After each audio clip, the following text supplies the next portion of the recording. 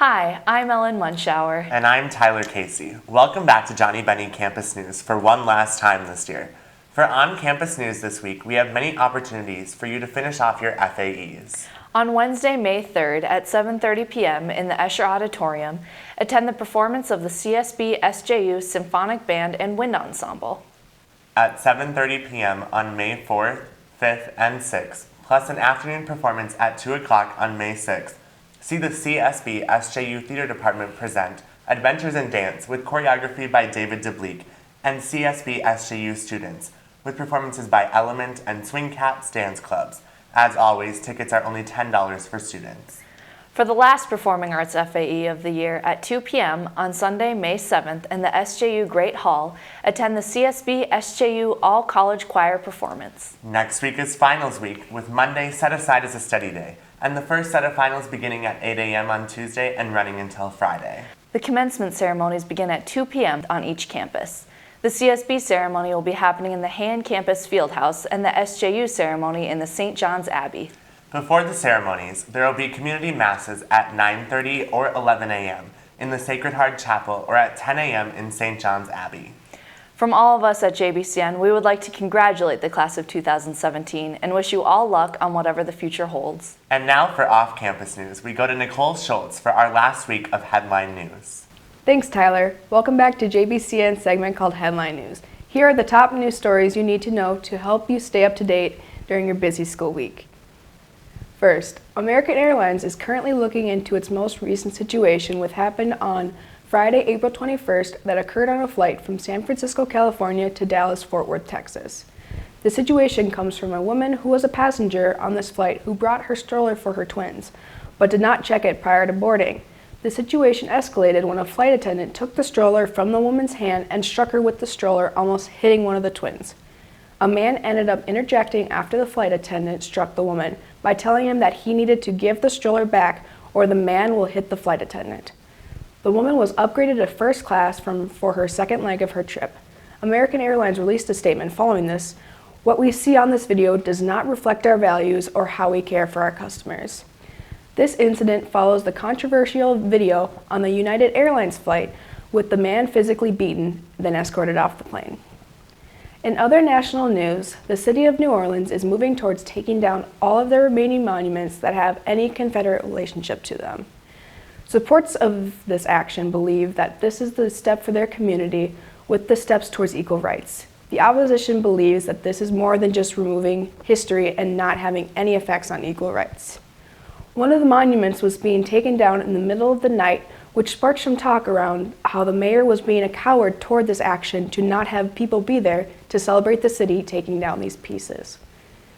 In global news, North Korea is spiking interests again overseas with the most recent missile testing. Sources believe that North Korea could easily send a missile strike on South Korea's capital of Seoul. The missile would not be nuclear, however, has the possibility of killing thousands. President Trump is not saying that the only way to move forward with de-escalating tensions would have to be done through compromises with North Korea. And last, in local news, Minnesota is making history with allowing the first contestant with Down syndrome to compete in the Miss Minnesota pageant. This will be the first of any Miss USA pageants to allow someone with Down syndrome to compete. The inspiring young lady is 22-year-old Michaela Holmgren, who is currently a student at Bethel University, who is a young, bright, bubbly woman. Her family believes that this pageant will be able to allow her to show off her smile and personality on a bigger level. Michaela writes, "I want the world to know that Down syndrome does not define me. With your help, I can break through walls." There is now a GoFundMe page created in Michaela's name to raise money for any unexpected costs that could come up with this pageant. The winner of this pageant will move on to compete for the title of Miss USA. That's it for this week. This was Nicole Schultz reporting for Johnnie Bennie Campus News. Back to you, Tyler. Thanks, Nicole. Before we finish up our final episode, we go straight to Zach Eichten with this week's political segment. Thanks, Tyler. This week, President Trump released his plans for tax reform. The plan consisted of a single-page document with bullet points. The proposed plan is estimated to reduce federal tax revenue by $3 trillion to $7 trillion over the course of the next decade. Many groups are citing the rise of deficit as a reason the plan would not be feasible.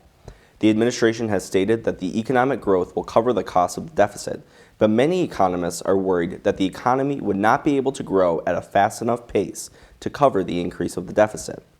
The economy would have to grow at a rate of 4.5% a year, which is currently more than double its currently projected rate. Republicans are wary of this plan because of the increase of the deficit, which many of the deficit hawk Republicans are unwilling to do. In addition, there is virtually no support from Democrats for the proposed plan. Under current Senate rules, a budget reconciliation cannot be filibustered unless the changes will impact farther than 10 years. In this case, the administration will likely have to settle for the tax cuts being a temporary measure or find a way to get enough support from Senate Democrats for the proposed tax plan. In other news, a court in San Francisco ruled that President Trump's threat to withhold federal money from sanctuary cities would be unconstitutional. This decision was based on a 2012 case when the courts ruled that Congress may not impose significant new conditions on existing federal funding. The threat of removing federal funding from these cities was considered to be unconstitutionally coercive to the localities that refuse to assist in the deportation of undocumented immigrants. This case is the third in a series of blocks from the judicial branch of President Trump's executive orders. The first two were the travel bans on many Middle Eastern countries. That's all from politics this week. I'm Zach Eichten for JBCN. Back to you, Tyler and Ellen. Thanks, Zach. And now, before we sign off for the last time this semester, we take a look back at this year's biggest highlights in campus news.